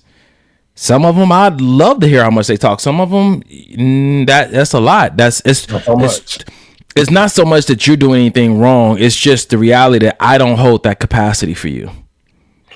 For you, for her I do, but not for you. You know what I'm saying to you? So for me, I used to, and the reason I say that is because I used to put myself at the mercy of anybody that I was in the room with, anybody I was in a relationship with. And my therapist said that's not good self-advocacy because you can't keep that up for long. So there's certain parts of your capacity that you want to reserve for your exclusivity, for your close friends, your close circle. And then certain things you want to reserve just simply for the woman that you want to marry or your wife. Is that Swole Denim? Yeah. What up, Swole? What up, Shoulders? All right. Tell him go put a shirt on. I know he ain't got no shirt on. Tell him. Walk around with no shirt on. That's funny. The boy after my own heart. But I think that, when it talks about that, I don't like to be rude, but I have to be honest at where I'm at in relationship with men and women and how much they want to connect with me verbally and what I have capacity for and what I don't, because if I start pretending, it's gonna show up, and now I'm being fake, and now it's not, you know, sincere, and there's no value to it. Like, how about I just don't do it from the jump, and let's neither one of us be sensitive about the other person being honest. Bruh, that's the keys to life. Like, yeah, because anybody that knows me, I don't talk on the phone. I'll text. For the simple fact, I don't want to talk to everybody. Sometimes I don't feel like talking to nobody, not even Janae. But I'll text all day long. This is true. So you called me like 3 times this past week. I was like, "What this nigga want?" I thought it was Janae. I don't know what the. I think Mike's still feeling all lovey after this wedding. I'm gonna soak it up for the next few days. Check this out though, bro. What'd you think about this? So Nick said that your man is not your best friend. Women need girlfriends for community to vent, etc. I don't know if I believe that. Janae's my best friend, and I feel like she also has. I don't know how Bailey feels about that. Let's ask Mr. Cars if that's accurate. that nigga knows shit. You know too, nigga. But here's what I feel about that though. I feel like your partner, for me and my relationship, should be and is my best friend because that doesn't mean she can't go elsewhere to vent when she needs to. Janae talks to her girlfriends every morning when she's going to work, or you know, if she needs a female ear to listen, she has every right to do so. But as far as to say she can't be my best friend, because if she's my best friend, then she can't go and vent to or talk to her girlfriends, I don't necessarily agree with that. His feelings is fine. His feelings is fine. You gonna tell this man his feelings is fine? They'll be all right. Rub some dirt on it. They'll be all right. Wow. So it's interesting. I think that maybe there's a conversation about definitions that we can probably have here, to where maybe it's a different kind of best friendship with your wife, because you guys are one, right? You know what I'm saying to you? And so I was having a conversation with someone we both know before the show started, and we were talking about like this whole best friend idea, and they asked, was Mike your best friend? I said no. I said Bailey is Mike's best friend, but Mike is my brother. And they were asking me about my history with best friends, and I said I don't know if I'll ever use that phrase again in the future. I'm not sure how much value the title holds to me. And that's funny. We talked about that when you came over to the house too, briefly. He said I'm gonna cry when I get in the car. This nigga. I have a new opening for anybody that wants a best friend. Lies you tell. Don't you and Jay got to share that choice now. Right. So I was thinking about like just my previous, best friends and whatnot. We're talking about like my previous 2 best friends were females, and she's like, I don't think that ever really works. It's like, okay, I can hear you a little bit on that. So we're having this conversation, and for me, when I'm looking at what the woman said about if you have a best friend prior to getting married, do you need to shift all the responsibilities over now to your married partner just because you guys got married? Or can that person still occupy that same space for you, hold that same space for you as a sounding board, as a venting place? Or is it best that now shifts to the person you married? So I believe you can in certain instances, but at the end of the day, when somebody is seeking advice or counsel, they're not looking sometimes for a sounding board. They're looking for wisdom. And if Janae wants to come to me about some wisdom about something that only a woman could know about, she can't come to me. I don't know. I don't have the answer. Just because I say Janae is my best friend, just because we're one now, doesn't mean I got all the answers that she may need. You may have to go talk to your mama, to your daddy, to your brother, somebody that maybe has more backstory or has more information, or one of your girlfriends that maybe has more knowledge as a woman. It's not going to always come back to me. That don't mean she's not my best friend. Got you. Got you. So multiple best friends, or is it maybe there's other ways of kind of saying, like for me, I was talking to the person on the phone. I was like, I just usually say things like, oh, that's my Mike. You know what I'm saying? Oh, that's my Pookie. Like I put that my in front of it to signify that there's something special to us. That's the asterisk. I would prefer no my in front of my name. That's my Mike. You all right? So you gonna say that's again? My Michael. Full name. Make it uncomfortable, nigga. Make it uncomfortable. Every time. Yeah, Car said, so this is a question you posed that says to you guys, what's the difference between best friend and brother? I have an answer for that, but what's your answer? So I consider you my brother. I consider Cars my brother. I think a best friend, though, is someone that, like, for instance, me and Cars, we share a lot together in the time that we've known each other. We've gone through a lot together. We have built this relationship that with a lot of guys, even homeboys, I haven't built before. Like I'd say before him, the last time I built this type of relationship was with my brother that passed away, Stanley. So, you know what I mean? And Stan has always been like my landmark to how I know how I feel about another man, like because I know the love in my heart that I have for him. So for somebody to get close to that, it's like shit. All right, okay. I think it's safe to be able to say that you fit that bill. You know what I mean? And then a brother, which is like neither one of those titles. I don't even carry the friendship word lightly, but when I'm calling somebody my brother, when I'm calling somebody my best friend, but since we're on brother, when I call somebody my brother, that's exactly what the word says. Like it ain't too much I wouldn't do for you. It ain't too much that if I have it, you know, if I have it, you got it. You know what I mean? If you need anything, I'm there. You know what I mean? And the kind of man that I am, I'm not giving that to everybody. I'm probably not. It's probably 4 people in this entire world that I would give that amount of access to me to. Gotcha. You 2 being 2 of them. One of them being my daddy. So it's only 1 spot left. You know what I'm saying? So it's one of those things where I think a lot of people use the term lightly. I think a lot of people use the word friend lightly. But when we're talking about brother and when we're talking about best friend, those are 2 titles that I feel like have to be earned, like hell and high water type of earned. Got you. For me, I think that the difference is responsibility. I think the title reflects my expectations of you. Mm. So while you were talking, I looked up like the definition, the difference between a sergeant and a general, right? Sergeants usually display 3 chevron stripes. General has significantly more plus some stars, right? Mm. You can look at their uniform and tell what you can expect from them. Mm. You don't expect the same thing from a sergeant that you do from a general, right? And for me, when I look at the ranking system, I hold best friend above brother. I believe that best friend has a greater responsibility that person. So in my mind, I think that you have greater expectations of Carson than you do for me. Mm-hmm. In my mind, based on how I divvy out or how I used to divvy out those titles, right? So when I'm looking at the whole thing from homegirl to homeboy to friend to associate, for me, what I'm telling you is that this is the level of expectation I have for you, and these are the responsibilities that come with that title.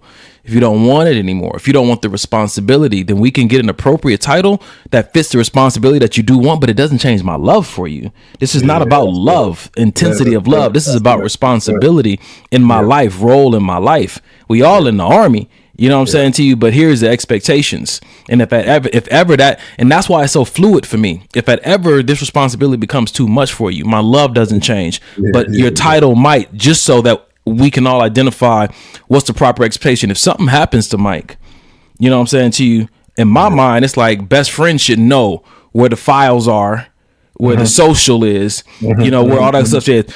Brother may know, okay, I got to go pick up, dinner from school. You know what I'm saying to you? It's like it's a different cast of responsibilities, right? You know what I'm saying? Yeah, like emergency contact. You know what I'm saying? They were like, okay, well, the best friend's on there first, and then the brother, and that's in my brain how I see it. No, that I like the way you broke that down. But let me ask you this question: Can like the young lady asked you if you were my best friend, but your response was Carson's Mike's best friend? Does that mean you can't you see what I'm saying? That doesn't answer her question. I guess I could be, but no, I'm not. I'm not Mike's best friend. Mike doesn't refer to me as his best friend. Mike refers to me as his brother. And so for me, not even asking you, I've assumed certain responsibilities that I associate with brother, because we haven't necessarily had that talk. Yeah. Oh Lord. So what's the responsibility of sister? Janae, I will send you an email and a PowerPoint, and it's gonna start with tacos. I'll tell you that right now.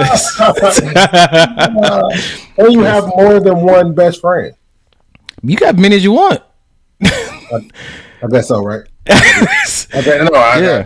I just don't know if I'm assigning that responsibility to anybody in the future until it resonates deeper with me. You know what I'm saying? I used to have it when I was, like I said, in high school and in my 20s or whatnot, but I don't want it to just be this frivolous thing that I have, and then when it comes down to it, I can't count on that person for the things that I would hope they would take responsibility for. It's just seniority. You've been around long, so no, it's the responsibility, man. It's like Carson's your best friend. He, you know what I'm saying, would be the one that handles the ring, or he would come down and stand closest to you at the wedding. There's just certain things that he knows and he should have, and I should be a supporting role in that, in my brain. No, I feel that. Yeah. Oh Lord. Lakeisha said, Don, you definitely have to date intellectuals that seek the same level of knowledge as you do. Getting married later in life has so many bonuses. Maturity is number one. Intellectual is a great asset. I got a question. How Lakeisha just gonna start dropping comments and gems, and I feel like I ain't even seen her name pop up in like 2 months. No, she today she has. Where you been? Okay. Check in. Yeah, right. All right. All right. You know me? Yeah, because she was a general, and all of a sudden, MIA. Is that what they call it? She must have put them chevrons, something. I don't know. She said she's on YouTube. Listen. All right, so now let's take a turn. We got 30 minutes left in this show. Let's take a turn. I guess let's do this first, because I want to see if this is direct. Because I want to ask you, as a married man, this specific question. Women are unrealistic. Nope. Let's do this right here first. All right. Real quick, right? A man doesn't fall in love with your looks. He likes the way you look, but that's just the bonus. A man falls in love with how you show your appreciation towards him, how you talk to him, how you respect him, how you pour into him, how you nurture him. And never be too independent to where you make your man feel not needed. Because there's men, literally there's men that like to be of service to their woman. So if he cannot be of service to you, if you can't respect him, if you can't talk to him in a correct manner, if you cannot uplift him, then he doesn't need to be with you. But what do I know? I don't see anything that she said that was incorrect. I feel like for me, I feel like she was spot on. Like, looks are great. The body is great. Sex is great. But like, if I can feel like I'm adding value to the relationship, if I feel like I'm adding value to your life, I feel like that's what I hold in a very high regard. Like I ask Janae often, is it anything I could be doing better? Is it anything I could be doing less of, more of? Like, am I on task or on par with the things that I told you I was going? You know what I mean? Yeah. Just those check-ins, like, because that's important to me. Like, this woman is supporting me in the things I need to do, cooking meals, being a mother to Denim, being a wife to me. The least I can want to do is be of service to her. And sometimes when I'm not, just like wedding planning, she was doing everything by herself. And I'd be asking, hey, is there anything I can do? Oh, well, no. And to me, that bothers me because I see all of this extra effort and extra work you put in there. So it bothers me when I can't. And it legit, she was right. It was literally nothing that I could do. But it's like, damn, I want to do something. You know what I'm saying? This takes me back to the gym and how much support should I show my partner? And my response to that is just enough not to interrupt their growth. Because in the gym, when me and you are spotting each other, if you give me too much help, I stop growing. Yeah. Sometimes you have to be a word or a voice of encouragement versus hands-on. Yeah. Like, I see you working hard. I love you and I appreciate you. Yeah. Might do more than you trying to pick up the notepad and make the calls. Unless that's just saying, nigga, help, nigga, it's heavy. Right. Facts. You know what I'm saying to you? So. But even sometimes even with that help, you got to vet that. Like, I feel like you can lift this by yourself. I'm gonna let you struggle for a little bit. That is true. Yeah. That's relationship maturity. It is, and when you're one of your greatest hopes is to see your partner grow and evolve, it does begin to temper how you show support, right? Yeah. And so there's certain things that people need to experience for their own betterment. For instance, one of my friends called me and they were like, yo, a relative of theirs passed away. And they was like, you didn't reach out, you didn't say anything. Did you know? I was like, I knew. I was just felt I needed to wait. And that's I went to prayer about it and everything. So y'all know recently, like my one friend lost her father. Errol, my brother, lost his grandmother. Then Hazel, you know what I'm saying, my friend First Love, she lost her grandmother. This was all within like the last 2 weeks, week and a half. And so it's crazy because this all happened within the last week and a half. And I just finished telling one of my close friends like a month ago that I feel like I'm a horrible consoler. She said, why you feel that way? Like you do well. You know what I'm saying? I said, I think I do well mechanically, but I would like to be more intentional to where it feels like it's not just, I feel like what I bring is so life-changing for people. And so when it's not, I'm like, oh, I'm just going through the motions here. Like people appreciate it, but I know that God has put something special inside of me, especially to comfort people.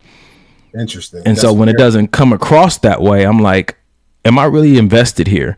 And so he told me what to do with each one of those situations. And for her situation particularly, he told me just to wait because there was an intentional moment that I wanted you guys to have. So I wasn't in the crowd of, are you okay? Do you need anything? Condolences. Yeah, he said, hold on and pause. Yeah, because it's the quality of what he put inside of me also has a time and a place. But if I'm trying to say condolences just so your feelings aren't hurt, just because that's what everybody else is doing, am I truly trying to tap into the nuances and the beauty of what our connection truly is, our friendship truly is? Yeah. That's good, man. That's Carrie, I will definitely let them know. Condolencer, as you called it. Not for long. Working on it. My guy. My guy. Listen, my guy. Listen, call it what it is. I think that's but how do we get there? Don't know. I like that. Look, he said maybe you don't want to sound generic. It's better to gather your thoughts and speak powerfully. Yeah, I agree with that. And one friend hit me up. She hit me up with so much maturity. She was like, I expected this of you, but I recognize everybody deals with death differently. She said, but it did hurt my feelings a little bit, but it's all good. I just want to be honest with you because my friend. So it was started a healthy conversation. But back to this video that we just played that I don't even remember what we played, bro. What was the doggone video? Oh, men fall in love with how you show appreciation to them. And so for me, was that one of the major factors that made you look at Jay differently? How she showed appreciation to you? Did that fall anywhere within your scope of this is different? So yes, to be honest, and that was because I was at a time where I felt like I was undeserving of it. She wouldn't go nowhere. She treated me as if the sun rose and set, and even after the demon started coming out of the closet, it was still never, it was still, she always kept a space for, how can I say it? She always kept a space for me to I don't want to say to mess up, but figure it out. What'd you say? To be human. And to figure it out. It wasn't you need to go get therapy. Bye, nigga. That's good. Was, hey, you should probably look into that. And let me know how that goes. I'll be here. You know what I mean? So it was just always a underlying care, like genuine care. Yeah. Forget the attraction. Forget the I'm so in love. It was like a genuine care. Like if you like somebody that's really into animals and they see a bird and the bird's wing is broken and they legit bring the bird in the house and mend the wounds and care for the bird for the next few months until it could fly. Like that's what it felt like. Without being a project. What did that do for you in your own process, having somebody like that? It makes you like when you reach, because I kind of, the way I operate is I set a bunch of like short-term goals, and when I was hitting these goals, whether it been in therapy, whether it been in cutting women off, whether it been in whatever the case may be, and she would be there, it almost once pushes you to be even better and even better. And she don't even have to say you can do better. It's just an innate feeling that I have like, man, cool. I reached that. Cool. Let me go and get the next one. And she's just always in the corner. I see you, babe. Good job, babe. You can do it. You clapping. Okay. Yeah. Yeah. That kind of thing. You know what I mean? And it's something that I've never had before. I think that there's a connection between, of course, I feel it. This is a quote. Again, I love quotes, but it says, nothing can exist without an environment for it to exist in. Mm-hmm. Right? That's something that I came up with a long time ago, thinking about how things come to be in nature. And I recognize it's true in the dynamics of friendships as well. Nothing can exist inside this relationship unless we create an environment for it to exist in. And so even when it comes to your potential coming forward, there needs to be a specific environment that births that, right? But the two people in a relationship are responsible for creating that environment. And so what you're able to do sometimes is limited to who you're trying to do it with. And so because that's the environment you're in. So I want to play a quick video that's not necessarily exactly about this, but it was a crazy twist of perspective. So check this out. Why is it sometimes so easy for like some woman on meth in the street to get pregnant and not this woman who's living this non-toxic organic lifestyle? Yeah, it's super unfair. That lady on meth is not stressed. She's having a blast. She is relaxed. She's not showing up for work at 8 a.m., right? She's actually in her feminine. You win for the most unique takes of any guest I've ever had. So the meth is in her divine feminine. The suburban housewife is stressed to the max, constantly ruminating on getting pregnant. Well, the housewife, let's say she doesn't work outside of the house. No time in history were housewives ever alone. We're not meant to be alone. Women are meant to all be together, like hens. And so the reason I wanted to play that video, because she said this, is that she's not stressed.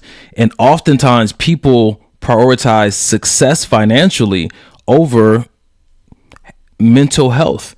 Yes. Just not being stressed. And you're wondering sometimes, like, why can't something come to pass in my relationship? Why can't something come to pass in my life? And it's all trying to be done in a stressful environment. And so going back to the beginning of the podcast, when it said, like, she got me if when I hang out with her, it feels like the peace I have when I'm alone. It's not just so much you don't want chaos. It's certain things that can't grow in chaos, certain things that can only grow in peace, which is why I have it, why I protect it so much, and which is why I will let other things outside of me, to people I love and care about, happen, because I know that it's like an oxygen for me. So when I'm listening to you talk about Jay and the environment she created for you, it almost makes sense that this version of Michael could not have existed in any other space, or we would not even be exposed to this version absent that environment that was created between the two of you. 1000%. A stressed environment wouldn't have produced this, but we are firm believers that, pressure makes diamonds, and we pervert that. and put ourselves in these toxic, stressful situations, hoping that it'll bring the best and the beauty out of us. And I'm just not sure if we've thought this all the way through. Nah, and we haven't. I mean, and it sounds good, but who honestly speaking, in a marriage or in a relationship, who wants there to be pressure to the point to where I have to almost break? I don't want that. I don't want that in my marriage. I don't want that in my friendships. I don't want that at all. And I know you don't, because you're a laissez-faire type of cat. You know what I'm saying? So if I knew how to spell it, I might agree, but for sure. No, but right. I can't either, but we both agree. Laissez-faire. That with an L, it start with an L. For sure. Cool. So it's like the that created space, and it's not that women just have to create that for men. Like, men have to be able to create that for themselves. We got to create it for our children. You know what I mean? Because a lot of times we get in these relationships and get in these marriages, and then our parenting almost becomes robotic. You know what I mean? I saw it in myself for a minute. You know what I mean? Which is why we had to start incorporating like family days, or let's all come out here on the couch and watch a movie together, because not only do we have to create these environments for each other, but we also have to create them for our children. So our children can know how, okay, it's okay to express emotion. It's okay to feel sad, to feel angry, to feel upset, to feel happy, to feel confused. Yeah. I want to add one caveat to that. For me, I would say co-create, because I do want the child to know that there's a part of this is your responsibility. Yes. Okay. You know what I'm saying to you? The person I'm with, I'm not there to be your piece. We can create that environment together. Yeah. Okay. 1-800-CALL Jackie. Here we go. Laissez-faire. She spelled it out for me and everything with the hyphenation. Because if I sound it out, that ain't what I'm gonna say. Jackie, did you Google and laissez-faire is what this says. Cool. So that's how we're gonna pronounce it. Listen, I know. They said sound it out. That's how I graduated. 3rd grade. What school was that? Huh? Yeah. Okay. All right, cool. Yeah. Danielle said, that's so true. The grass grows where it's watered. I love this. Anita said, nobody does. Best thing to do is walk away when you get in situations like that. I love this whole scenario. Keep it going. And I think that's true. This part where Danielle said about grass grows where it's watered, not where it's yelled at. Jeez. Not where it's put through a guilt trip. Not where it's given a cold shoulder because it's not doing what you want it to do. Where it's watered. The people. Hold on real quick. Jackie said to tell you, Mike, I sure did Google it. Because that's what I was going to do. So great minds think alike, Jack. No, because people, and it's the same people. Babe, are you making me some tacos? Wait a minute. You did not have to. Ladies and gentlemen, we ended the show early. I can get there in 15 minutes. No. Yeah, but I was gonna have like a couple tacos before I eat. Okay. Why are you doing this Mary flex? You doing this whole Mary flex right now? It was light though. It was a very light. Okay. It was a very light flex. You know what I mean? Yeah. Okay. Michael told me that I was single because I don't wear gloves in the gym. My hands are too rough, so I just want to put that out there. Go ahead. What's your statement? Listen. Somebody like it. Ooh. Right. I can't prove it. I can't prove anybody likes it. I can't. What their name is? Wow. It's almost 10. No, so it'd be those same people that don't water their grass that complain about the grass not being green. Motherfucker, it's not gonna turn green by itself. Like what are we expecting here? It ain't a magic trick to make your relationship go the way you want it to go. Like, and sometimes the water that you got to fill the bucket up with may be 10 miles down the road. If you want it green, go get it. Go get it. Sometimes it does take work. It don't have to, but if you're in a situation where it's like, I'm gonna have to work to do it, go work, do the work. If that's the person you want to do life with, go do the work. there's this organic process that happens, right? When you're dating and you're getting to know someone and you're starting to like someone, one of the first things I think that happens organically when you start to like someone or something, you want to know how it works. In my brain, it works that way. So as soon as I find something I like, or like I want to know, how does it work? What does it need to stay that way? Yeah. That's how I know that I'm into something or into someone. I study it to know how to take care of it. If someone's not trying to figure out how to take care of you, you can probably question if they really into you. Brother, I can not even that you need me to, but I can validate that statement for you 1000%. When Donnie is like in something, it's like laser focus. Like he don't see nothing else. Like he pours like himself into that to try to understand what makes this person tick, and then try to find out. Okay, Donnie will go as far as to talk to everybody around that person to find out about that person. And I'm not saying it as a bad thing. I feel like it's a great thing for somebody that's deserving of that, though. Godly, yeah. And I think that for me, I don't worry about if it's deserving. It's just who I am. Facts. And that's like I have to do it to be authentically who I am. I may just need to aim better or get some support in choosing. Like I told you, I don't think I struggle in relationships. It's just getting there, choosing, which is Mike is helping me with. But yeah. Come on, Kiss Maya, talk about it. That's funny. I was going to pull up her other one. What you say? Look what you done started, bro. Is she doing turkey tacos tonight? Yeah, we had meat left over from when you came by because you only ate 15. It was about 20. It was about 20's worth of meat. So. Listen, she made the shells, and I didn't want them to go to waste. Is where I'm gonna lead this conversation. All right, because I'm just not a wasteful person.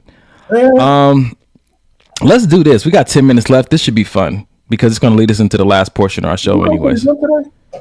Yep, nigga. Leg day. Okay, you too, huh? Bruh. When you said it was empty in there, bro, it was still empty when I got there. So I just did all the things and I sat upstairs and I got one of those chair massages at the end because I didn't know how I was going to get down. I just to the car. Did you do the leg press? Nah, I didn't. But what I did though, I put a hurting on them. Don't look at me like that. Okay. You told me you were gonna do something. You didn't tell the truth, but this is true. I shouldn't have said it. I'm gonna keep my mouth shut. But I still do legs twice a week. So can I make up for it on Thursday? Yes. Because the goal is to do more than you do. So I sent a video. I sent Mike is a horrible gym partner. I sent Mike a video of me lunging 3 plates, right? 315 pounds. And I'm like, man, this is back when I lived in Texas. And I was like, man, I want to get back there. He's like, but do you need to because you older now and your bones is brittle? I said, nigga. Golly. It is true. I did say that. Because sometimes we got to put things into perspective. I'm getting better, Michael. Right. As I get older. I'm not going to be wheeling you around the gym. You're not, because when I get married, I'm doing that baby boy scene. So I got to keep everything working well. Huh? Not Froggy style. From the living room to the kitchen. Yeah. I nigga in the third room. You in the rooms? Yeah, I might. We might do a burpee on the way, nigga, if I'm feeling. Listen, if you ain't had CrossFit love. All right, let me get on to the next video because what's the workout of the day? Listen, I'm gonna 2 birds with 1 stone. Can you? Anyway, all right, here we go. This mental health language, it has just gone too far. Labels like trauma, ADHD, anxiety, depression, they were meant to help us understand ourselves, not become your entire identity, but somehow along the way, we've stopped using diagnoses as tools and started using them as personality traits. And here's why that's dangerous, because when you over-identify with a diagnosis, it stops being something you manage and starts becoming something that you reinforce. Instead of, I live with ADHD and I'm learning to navigate, it becomes, I can't focus on anything because I have ADHD. Instead of, I've been through trauma and I'm working through it, turns into, I can't trust anyone because of my trauma. And once that happens, you start building your life around the label instead of beyond it. Your choices, your relationships, your expectations of yourself, they all start revolving around the diagnosis instead of your actual potential. You stop trying new things because your anxiety won't let you. You avoid hard conversations because your trauma won't allow it. You lower the bar for yourself every time because ADHD makes things too hard. And eventually, the label isn't just something that you have. It becomes who you are. The diagnosis stops being an explanation and starts becoming an excuse. Mental health these mental health conversations should lead to awareness, not self-limitation. Label should help you understand yourself, not box you in. Another question for you, okay? Am I using this diagnosis as a tool to get better or as a reason to stay the same or feel felt, seen, heard, and validated? Oh, wow, lady. Bruh. Jeez. You have to watch her other videos, bro. She's just been coming with it. So let's have this conversation as we end tonight's show, man. Yeah, let's. I think example, in my house, when one of us is not feeling well, we don't say I'm sick. There we go. In our house, because you're owning that sickness. This is mine. You're identifying with it, yeah. You're identifying with it. You know what I mean? And that's the same thing that goes again with these diagnoses. There's plenty of stuff that Eric has told me that I may struggle with, right? But I'm not gonna go out and say, "Hey, yeah, man, I'm such and such and such." No, I'm not. No, I'm not. I may struggle with such and such and such and such, but I'm aiming to get better at that, or I'm aiming to change that about myself. You know what I mean? But it's so many people that I know firsthand. Like if I were to call a name, you'll be like, "Yep, that like I have this, and this is why I do this." Nah. And I think that is that has been one of the most common determining factors of me not choosing to move forward in certain dating experiences with people, just because of how they self-identify with diagnoses. And I'm not trying to downplay the issue, but for me, I recognize that if that's how you choose to approach things that are confronting you in life, and I partner with you in that, that means I need to absorb some of that as well.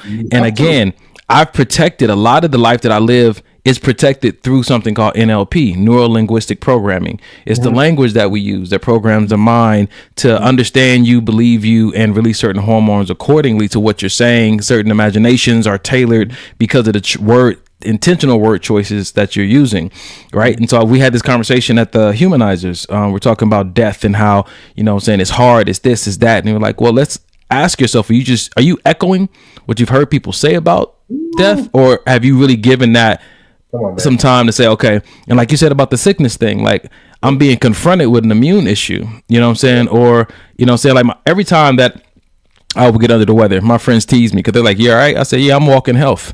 Say it every time. And I may not have the upper hand right now, but I'm going to get it. Yeah. You know what I'm saying to you? Because I've seen it in so many times, and you wonder why people in relationships and friendships grow apart. A lot of it has to do with, we all go through certain things that could be traumatic, but when it becomes my trauma, you now either stop growing or you start going in a different direction, and that has an impact on the relationship because that person doesn't necessarily want to go down that path with you, even though you're your friend. They're like, "Yo, you don't have to look at it that way, but this is how it is."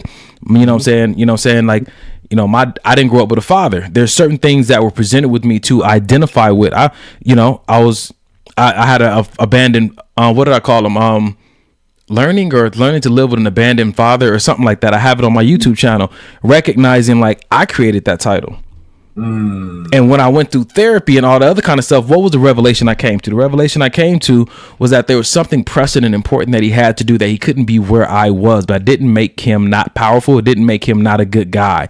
But I had to see how I was creating a reality that was causing my own suffering. I was creating a reality with my words and my thought that was causing my own limitations. Yep. But go ahead. I'm about to say, until we take time to really sit and see how I have a certain degree of responsibility over my reality. I may not be able to control it all, but I have a certain amount of responsibility over my reality. When you start having that conversation with people, now they can go back to the drawing board and say, okay, where am I influencing the very thing that I don't want? Yeah. And a lot of times that very thing spills out and spills over into your relationships. And now your partner your partner don't want to be around you because she tired of hearing about her, or he or she is tired of you carrying out these things under the guise of we'll use ADHD since that's what she said, or it. Listen, man. As believers, some people are not, but as believers, we're already told who we are, and that's legit the only thing that we should be trying to identify ourselves as. You know what I mean? So if it's outside of that, then it ain't true. It's just not true. Yeah. But because this guy sitting across from me has a degree, he says it's true. That's what we're choosing to believe. And sometimes they're not even telling you that's who you are. They're just diagnosing you. Like she said, this is an explanation of your behavior, and don't turn it into an excuse for your behavior. Yep. And I know that may be a tough word for some people to digest because, man, overcoming these things or winning that battle can be tough. It may take prayer. It may take fasting. It may take a change in lifestyle. It may take a change in circle. It may take a change in your language. So it could be a very taxing process. But I think my encouragement for anybody listening to the podcast is to recognize if this is you, you're not as stuck as you may believe you are. And it might start with your language. It very well may. And here's how I look at things that I feel like are going to be daunting or just, oh man, this is going to be too difficult. I may not want to do this. The same way we look at leg day. Some of that legs is tired. But what I see is it's only going to help me in the end. So if I got to do it, I'm going to do it full force, give it all my energy, everything I got, because it's only going to help me in the end. Yeah, it's going to be hard right now, but that's only going to be for a season. Yeah. And then the next season is Hoochie Daddy short season. Come on, man. Listen. Or no shorts at all. Whatever. I don't know. Mike. I don't know what kind of vacation we're on. Is it a new beach? I don't know is what I'm telling you. Because you're married now, so all these things are acceptable. Ladies and gentlemen, we want to thank you for rocking with us tonight. This has been a wonderful episode to have the new and improved Michael D. Daniel back in the building with us, the man that's married himself. You've watched this podcast long enough, a lot of you guys, to see Mike go from a girlfriend to a fiance. Actually go from a girlfriend to no girlfriend to a questionable girlfriend to back to girlfriend to fiance to wife, man. So maybe this did help. All on this damn podcast, y'all seen a lot, especially like the Ambers and the Lakeishas. Yeah, Aries. You seen a lot for free. You know what I'm saying? Just tuning in. So with that, here's our Cash App, ladies and gentlemen. If you've been enjoying this, listen, we pay out of our own pockets to stay on air. So if you want to contribute $5 or $10 to us staying online, we don't charge anybody anything. We just come and do this as a charity back to our generation. Go to our Cash App, $ maybe this will help. Send $1 or $2. We paying $84 a month right now to stay on the air. So if you want to contribute, if you love what you're getting here, water our grass with us. You took public speaking classes, huh? Nigga. Online? Bro, I did Landmark and I did Toastmasters. Don't play with me, bro. I can tell the way you pulled that water and that grass together, boy. Listen, we got to pull it full circle for people, man. You got to pull it full circle for folks. Yeah, water my grass. Water our grass with us. You see, Lakeisha said, how much? Whatever God puts on your heart, man. Whatever God puts on your heart. Whatever we put on your heart. So $500 to keep us on the air for a good 5 months, 6 months. Yeah, it's 6 months. And I'm gonna just leave it at that. Appreciate you. Can't be scared to ask for it, I guess. Man, Danielle said, congratulations, Mike and Janae. If y'all haven't seen the grab the hose, which hose? Grab the water hose. I was about to say, you're not gonna have me backsliding. I want to say so much more. We're gonna get off this air. Mike clearly needs tacos. Lakeisha said for $500, I'm going to the gym with y'all. Be careful what you wish for. Yeah, because yeah, we be all kind of. out our name. Janae is the one you got to watch out for because her faces, she will have you pushing. Anyway, ladies and gentlemen, we thank you so much for joining us tonight. Mike, you praying out because your mama said you were supposed to pray last time when you don't like to pray on the show. Nah, I got it. So, first of all, I want to come before you, Lord, and lift my sister Akila Bailey up in prayer, Lord. And for those that don't know her, that's my best friend, my brother Carson's wife. She was admitted to the hospital on Friday. She's still there, dealing with some issues. So if we could all lift her up in prayer, that she will have a speedy recovery from her surgery that she had on, I believe, Friday. Lord, and that there will not be any more complications, no side effects, no need to come back to the hospital for anything. That this will be a one and done situation, that she is healed from the top of her head to the bottoms of her feet, Lord. Father, we thank you again that we had a great show tonight, that you were able to speak through us and to the people, to each other.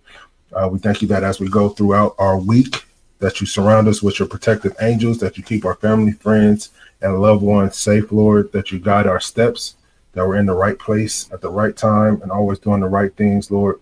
We thank you that if anybody needs a hug, that you just wrap your arms around them, Lord, and show them that you're the only hug that they'll ever need.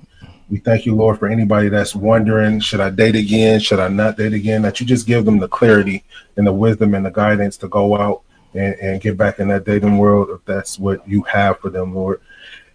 Again, thank you for the fans, the viewers that you've given us, Lord. They're all appreciated, and thank you for allowing us to stay on the air for this long, Lord. Yes, God. And in hopes that somebody is being helped. In Jesus' mighty name, we pray. Amen. In Jesus' name, amen. Closing quote for you guys from Danielle, one of my favorite quotes. The one person guaranteed to hear you when you speak is you. So talk nice to yourself.